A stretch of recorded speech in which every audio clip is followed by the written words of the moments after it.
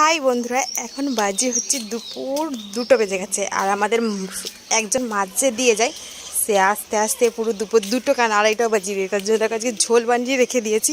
তো মাছটা আসলে পরে ভেজে দিয়ে দেবো, তার জন্য। তো আমার মতন কে কে করো।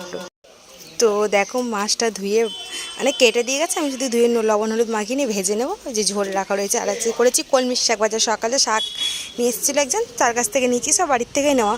আর বাজার টুকটাক আলু টালু রয়েছে, তো আজকে আর যাবো না, কালকে দেখছি যাওয়া হবে। তো চলো মাছটা ভেজে নিই প্রথমে। তো খিদেও পেয়েছে, খাবো।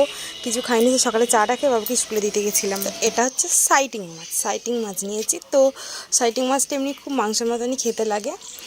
তো আমার তো লাগে, আমি এমনি মাছ টাছ খুব একটা পছন্দ করি না, ভালো লাগে না। তো আজকে আলু বেগুনের ঝোল বানিয়েছি। আলু বেগুনের ঝোলটা আমার খুব ফেভারিট, তার জন্য আজকে একটু ভালোই ভাত খাওয়া হবে আমার। তো চলো ভাত নিয়েও চলে এসেছি, ভাত কলমির শাক ভাজা। তো আমি খেয়ে নিও, বাবা এখন খাবে না, বাবা ছেলেকে নিয়ে এসে তারপরে খাবার। আমার ছেলে স্কুলে আজকে মাংস ভাত দেবে, তার জন্য ছেলে খেয়ে আসবে বলে আমি তো আর খেয়েই নিই। না, আমার খিদে পেয়েছে।